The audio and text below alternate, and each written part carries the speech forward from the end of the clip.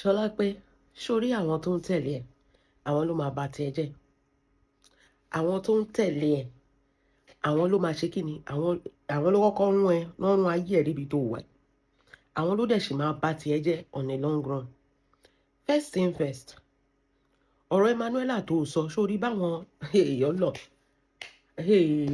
Ọlọ́run ṣàkí ń ṣe bí ọ̀rà sórí báwọn followers ẹ̀ àwọn jagunjagun tó ń wú ẹ̀ títí tó fi kó gbá wọlé tí ṣọ́ọ̀bù fi run mọ́ ẹ lórí tí wọ́n lè wá bẹ́ẹ̀ rajà at least tó bá jẹ́ pé o ti sọ pé àwa hate ẹ̀ accepted like ẹ̀ torí wà tó ń wù àwọn tó wá like ẹ̀ ńkọ́ kí ló dé tó ń fi wù ẹ́ tí ṣọ́ọ̀bù ẹ fi parun.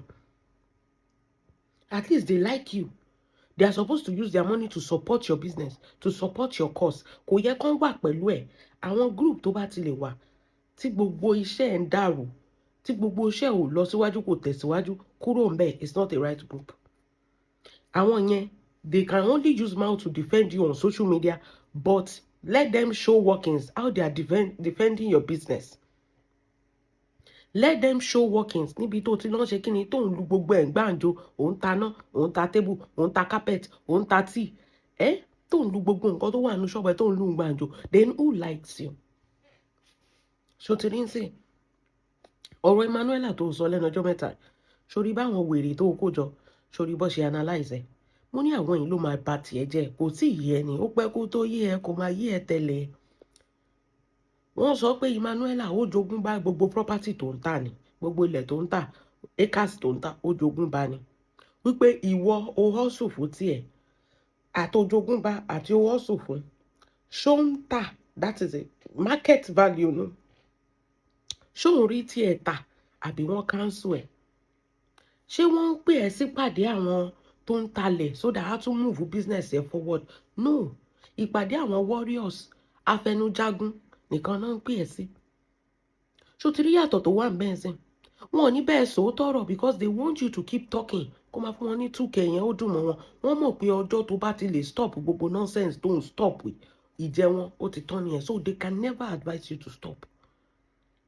They can never, they don't care. Sorry, they don't care if your business go down káyé ẹ̀ bàjẹ́ pátápátá they will still be supporting you. That is as èèyàn tó sọ pé class captain ní ẹ láti inú oyún ó yẹ kó ti yí ẹ by now but ó ṣò pé ó ò ní ọpọlọ ó ò ní sense. Ó yẹ kó ti yí ẹ pé ó ń fi iṣẹ́ ẹ ó fi ń tàfàlà. The time you have wasted on orí burúkú tó ń ṣe lórí social media if you have forced it into your businesses tó kó àwọn pàṣẹ wọ́bọ̀wọ̀bọ̀ tí wọ́n rówó san if they can pay ṣé wọ́n máa gbéwèé jáde tó máa sọ pé advice to withdraw ìgbà tó ń sanwó pé àwọn tó ń jẹ́ ń gbèsè tó ń sanwó díẹ̀díẹ̀ for how many years wọ́n tó fẹ́ san wọ́n fẹ́ san 5 million wọ́n san 50 naira ọdún wo náà tó fẹ́ san tán. You are stuck, you are stagnant, they kept you stagnant because if you continue to do show, they are going to be taking your show and be using it to feed themselves. They don't have life, they don't have businesses, so they cannot relate.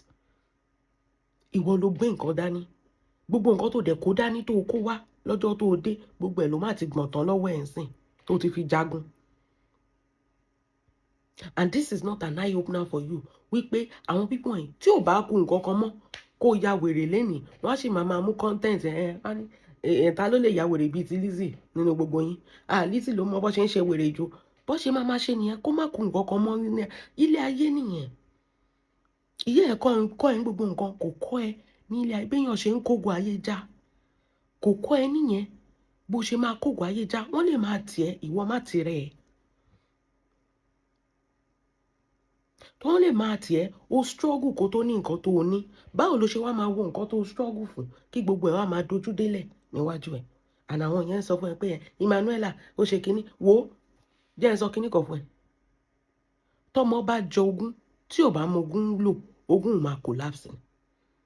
Lizzy ó lè jẹ ìyà kó tó débi tó o dé doesn't mean that ó máa mọ́ ẹ lórí ìyàtọ̀ tó wà ń bẹ nìyẹn.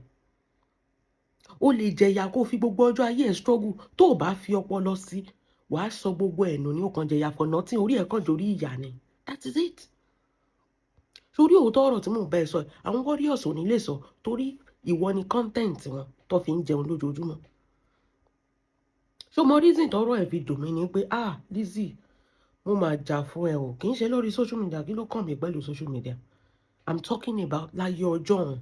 Mo máa ń gbé ẹ sórí báyìí ni. Nǹkan tó fi tọrọ ẹ fi ń ká mi lára lọ́jọ́ tèmi nìyẹn pé kò yẹ kó jẹ́ bèbí. Ọjọ́ tó kọ́kọ́ sọ pé o ṣépè fún ọmọ Tóyìn Lizzy Eliza Anjorin, ó ṣépè fún ọmọ Tóyìn online. Mo ní kò lè jó jàre ẹ kó sì lọ Lizzy bá wọn ó busy ju gbogbo nonsense yẹn lọ. You are somebody that a lot of us, àwọn tí ò bá tiẹ̀ sọ gan, look up to as a den wípé àwọn èèyàn ń bọ́ọ̀lù. Tó bá jẹ́ pé gbogbo years 6 years tó fi ṣòfò tó fi ṣàdánù tó ò bá fi ṣàdánù, ó yẹ kó o wà ní ọjọ́ tèmi ò mọ nǹkan tó máa ti ní ni. Òun kọ́lé ẹyọ kan ń jọ ẹ́ lójú, ó máa dúró shopping complex tó máa ti orúkọ ẹ̀ ó yẹ kó wà lára àwọn orúkọ, but sórí gbogbo ìpilẹ̀ṣẹ̀ tó fi ogún ọdún pilẹ̀ṣẹ̀ ó sọ gbogbo ẹnu in the space of 6 years. Ọkọ tó sọ pé ó manage yẹn kò láìkẹ́, kò ní choice ni. Tí ìyá ẹ̀ bá wà láyé, ìyá ẹ̀ kò ní wú ẹ̀ kí gbogbo ẹ̀ kó dojúrú fún ẹbí eléyìí láti pè é sínú ilé. Sórí àwọn tó máa ń gbé wá sórí social media tó máa ń gbé àwọn wá tí àwọn máa wá pé ìtọ́ máa drop tọ̀ níbẹ̀ jàmọ́ yẹn. Ṣó ti rí advantage of ìyá, wọ́n rí pé ọmọ wọn gbé nǹkan dání, wọn ò dẹ̀ ní fẹ́ kí àjẹgbodò ní ẹ́ kó bá tàwọn ọmọ wọn jẹ́. They go call their pikin pé ẹ má sọ̀rọ̀ Lizzy mọ́, fi Lizzy lẹ̀, wo Mọ́nímọ̀, wo gbogbo wọn, wo Hakeem, wo gbogbo wọn. Their mama go call them. Ẹ rí ọmọ Addis Kitchen ní orí Instagram tó máa ń mímí kí Lizzy yẹn. Ìyá ẹ̀ ló pè wípé mi ò fẹ́ kó bà tẹ̀ jẹ́, fi Lizzy lẹ̀, ayé ẹ̀ ti bàjẹ́. Ṣó ti rí sí nǹkan tí ìyá máa ń ṣe nìyẹn. Tó bá yẹ kó o níyà láyé, ayé ò ní bàjẹ́ tó bó ṣe bàjẹ́ yìí. Sórí máa ṣe bí ìyá kó lè dàbí olórí burúkú lé àwọn ajá bí ń pé. Tó bá jẹ́ pé ajá bí ń pé láìkí ẹni, ó yẹ kó kọ́ ọmọ ẹ̀ jáde láti wá support ẹ̀ láti máa ṣe nǹkan tó ń ṣe. She will never do that. Ibẹ̀ ló yẹ kó ti mọ̀, kó ti fúnra pé o ò ní fúnra. Ó jẹ́ èèyàn kan tí ò ní fúnra. Wípé báwo ni in the next 20 years ibo ló fẹ́ wà in the next 10 years, the time tó o ti lò tó ti waste dànù, kí ló dà fún ẹ? Wo lẹ́jà ẹ, wo income ẹ, wo gbogbo ẹ̀. Kí ló yẹ kó o ti achieve? Èèyàn máa aspire for big ni, kì í ṣe pé kéèyàn máa reduce ara ẹ̀ torí pé o fẹ́ jọba láàrin àwọn afọ́jú, olójú kan láàrin àwọn afọ́jú. Owó ẹ nìyẹn, ìwọ gangan ló bá wí. Torí pé o fẹ́ káwọn èèyàn kan máa rí ẹ, kan máa ṣe kinní. No, my dear, if you are making it, if you are crushing it, sórí àárín àwọn èèyàn tá ti máa rí ẹ, a máa mọ̀ pé yes, you are crushing it. Ó ní mò ń sọ fún ẹ, sórí báwọn warriors ṣe ronú. Wọ́n ní ìwọ ṣiṣẹ́ hard láti rílẹ̀, láti ralẹ̀ ni. Wípé Emmanuela ọmọ olówó ni, ó jogún ilẹ̀ lọ́wọ́ bàbá ẹ̀. Ọmọ tó jogún ilẹ̀ tó sì fọpọlọ sí tó ń talẹ̀ hàn tí ò fẹ́ káyé bá tó ń jẹ́, àti ìwọ tó ṣiṣẹ́ bí ẹni tó jẹ̀jẹ́ ìrírí tó wá ralẹ̀ yẹn, tó wá ralẹ̀ tiẹ̀, tó fi struggle ralẹ̀ tiẹ̀. Ṣé ìwọ kọ́ ló yẹ kó máa gbèrò bí ò ṣe ní bàjẹ́? Ṣebí Emmanuela tí nǹkan kan bá tẹ̀ ṣẹlẹ̀ á tún padà lọ sọ́dọ̀ àwọn bàbá ẹ̀, wọ́n á tún kó mi fún. But ìwọ ò ní anybody tó máa fún ẹ. Ṣọlá pé you don't have anybody that will give you. Ìwọ ló dẹ̀ ń ṣe flenge lórí social media. Tá bá ń sọ̀rọ̀ wà máa rò pé wọ́n hate ẹni. Àwọn olórí burúkú sórí kòkòrò tó ń jẹ́ fọ́ ẹ̀, àwọn warriors ni. Ó yẹ kó pa gbogbo wọn ni. Ó yẹ kó ṣe kíni? Ó yẹ kó pa gbogbo wọn ni. Àwọn warriors ni. Wo bọ̀dá láti. Wo bọ̀dá tó bá tẹ̀ jẹ́ pé ìwọ nìkan ló ń sórí burúkú. Ó yẹ kó tẹ̀lé wo bọ̀dá láti mọ́ ẹ lára pé bọ̀dá láti. Bọ̀dá láti náà tún pinnu orí burúkú yẹn. Wọ́n ní bọ̀dá láti tún ti ń lo máa wú. Ìgbà tó yẹ kí ń jẹun, wàá fi 7 hours máa ṣe show. O ò ní jẹun, ò ní tọ́jú ara ẹ. Iléyá tó ń bọ̀ báyìí ò ní ṣe nǹkan kan. Ẹjọ́ òfò ló máa rò kiri.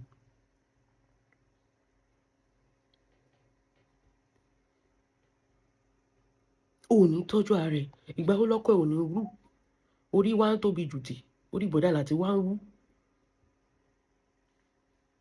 Orí àtìkù ló ń yọ béèyàn tó ní kó aṣọ́kọ̀. Wọ́n wá ń crop ẹ̀, wọ́n wá ń sáko ẹ̀, wọ́n wá ń gbé kiri. ò pọ́nra ẹ lé, ò tún jẹ́ kó pọ́n adé orí ẹ lé. Tó o bá ti ro to anybody, wàá ro tọkọ tó fẹ́ sílé náà àbí tó fẹ́ sílé ni, whichever. Wàá ti ro pé kò tiẹ̀ ro, kò tiẹ̀ sí àgbàlagbà àbí èèyàn kan tó lọ́pọlọ ní sàkání ẹ̀ tó lè sọ fún ẹ pé ọkọ ẹ̀gbọ́n ẹnu ẹ̀ ò ká ẹ, tó lè sọ fún ẹ pé no, enough is enough, ẹnu ẹ̀ ò ká ẹ. Yes sir, yes sir, bàbá ọba, no, ó yẹ kẹ́nu bọ̀bọ́ yẹn lè ká ẹ.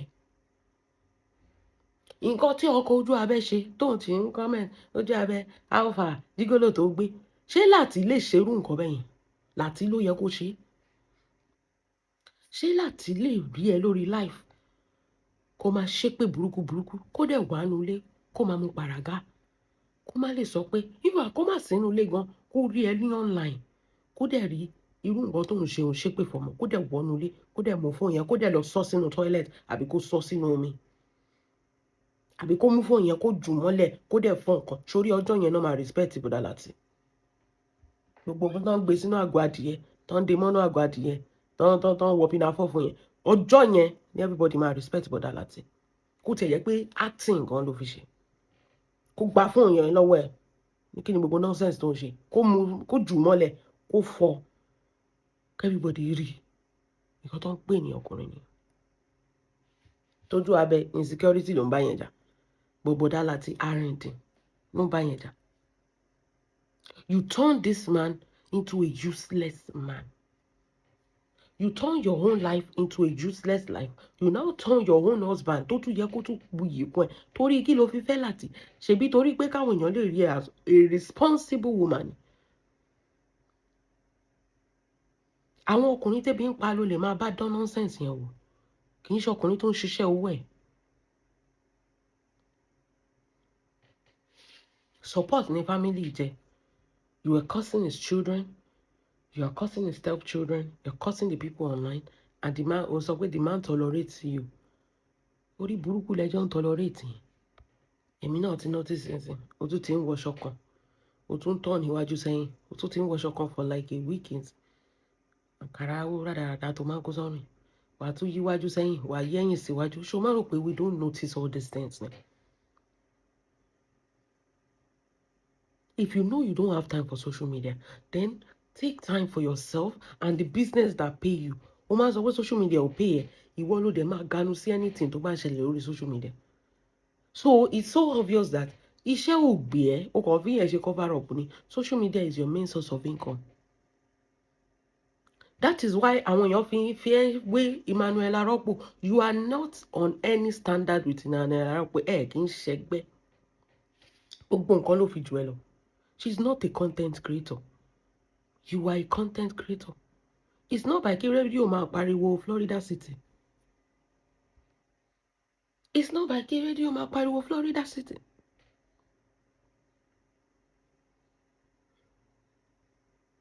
It's by, are you selling? Are you recognized? Are they buying? Mo rí show of shame tó ṣe yẹn. Tó lọ. Ọmọ òṣì. Tó lọ sókè. Tó ní Nkan ni. Ẹni ètí kírẹ̀ ń ṣẹ́bù. Wọ́n wá bẹ́ẹ̀ pé àwọn tó kó wá wọn jẹ́ kán gòkè. Okay, mo tẹ̀ wá fẹ́ ibẹ̀ yẹn ní ẹ̀rù Ọlọ́run ti bà mí pé okay, tó bá tẹ̀ yẹ pé àwọn tó kó wá. Nígbà tó wọ́n jẹ́ kí àwọn tó kó wá tán mọ̀ pé wọ́n tẹ̀lé ẹ wá gòkè, báwo náà ṣe máa jẹ́ kí customer gòkè? Àwọn tó kó wá nígbà tó mọ̀ pé wọ́n jẹ́ kán gòkè, báwo ni wọ́n ṣe máa jẹ́ kí customer gòkè? O tún ti lulẹ̀ ń bẹ́yẹn nìyẹn. Tó ti rí kò síbi tó lè sá lọ until you change this your crazy character of orí burúkú tó ń ṣe. Orí bó ṣe polówó Àbújá. Ṣé orí bó ṣe polówó Àbújá? Èèyàn mélòó ló wọ ṣọ́ọ̀bù yẹn pẹ̀lú mẹ́ṣáì tó ń ṣe mẹ́? Ta ló bá ẹ wọ bẹ̀? Ta ló bá ẹ wọ bẹ̀? Kò sí. Àwọn warriors gan tó ń gbèjà ẹ, tó ń fẹ́ fi gbogbo ayé wọn gbèjà ẹ, ṣèbó yẹ ká rí wọn bẹ̀. But they don't even have the money. Àbí kò sí warriors Àbújá ni? Ó yẹ ká rí wọn bẹ̀. pẹ̀lú bó ṣe ń lù ní discount tó bá tiẹ̀ lè ní fixed price 2 million 5 million tó máa ń taṣọ ṣé bó ń lu discount. Why are they not coming to support you? wọ́n kún bẹ́ẹ̀ ká máa rí wọn at least every week. It's not by kéèyàn lọ jókòó sórí warrior group lórí WhatsApp o kẹ́ máa create one. It's by are they supporting you in your business? Àwọn bọ̀dá Latino, àwọn ẹgbẹ́ ológogoro, are they supporting him in his business?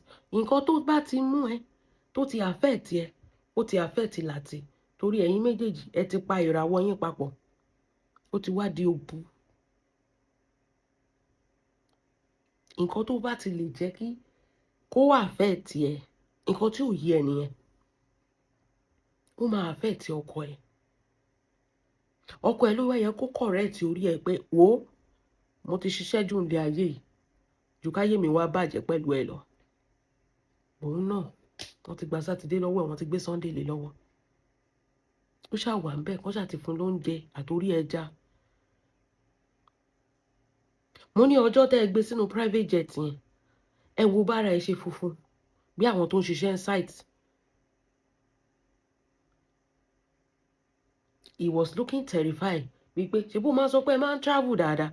Your husband was looking terrified as if bí ẹni pé he doesn't know where he is. Kò mọ̀ lára. Kò mọ̀ lára. He was looking so terrified. Even the person sitting beside him, you cannot even show them because nobody wants to associate with you people in front of everybody. Kò sí. O kàn lẹ camera mẹ́gbẹ́ kan mọ́ window side. There was somebody we can see the hands of that person sitting beside your husband. Even you yourself, ẹ ṣe rí mọ́yàn. Kẹ́lẹ́kẹ́lẹ́ lẹ máa wá ṣe nǹkan yín. Tẹ́ bá fẹ́ travel, òru lẹ máa travel. Tẹ́ bá fẹ́ ṣe, ẹ ti máa yọ̀ lọ, ẹ máa yọ̀ bọ̀. Ṣé kò ní yín ni? Look at the way the containers of your husband. It wasn't okay. Ṣé ló dàbẹ̀ ẹ lọ mú site, ẹ kàn káṣọ sí lọ́rùn, ẹ kàn gbé lọ sí airport. Bó ṣe rí ni. Gbogbo ọwọ́ ẹ̀ ó funfun ni. Owó òun náà tó torí ẹ̀ tó lọ bá yí ara ẹ̀ jẹ kò yọ lára ẹ̀. Wọ́n kọ́ lórí ẹ̀ tí ń tóbi ju gbogbo bọ́dì ẹ̀ lọ yẹn.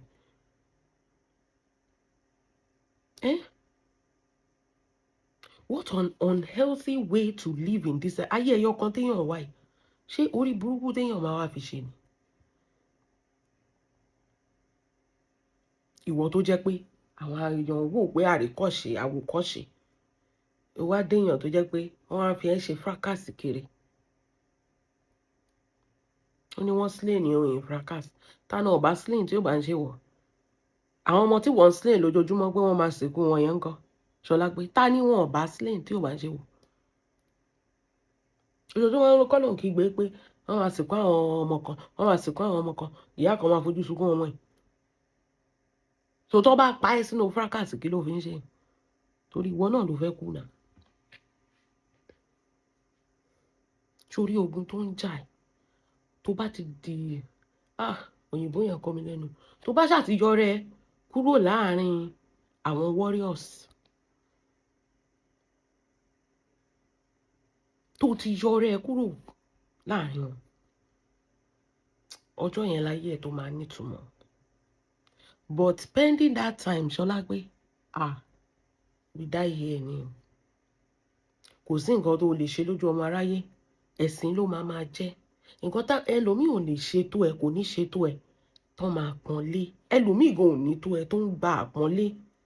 But ìwọ máa ṣe ju gbogbo èèyàn lọ wàá dẹ̀ tún gba àbùkùn lé lórí. Is a cost for everything you do tó jẹ́ dáadáa. Èpè tí ń jà èpè tí ń tẹ̀lé kò lè dá lójú ọmọ aráyé mọ̀. Kò lè dá. Ìwọ tó yẹ kó o ṣí adúrú ilé yẹn kí gbogbo social media gbé. O ti ṣépè fún wọn ní radio station TVC. O ti ṣépè fún wọn ní Nollywood. O ti ṣépè fún wọn ní Bollywood. O ti ṣépè fún wọn ní Hollywood. Gbogbo wood ló ti ṣépè fún wọn. Ghana wood gan ò gbẹ̀yìn.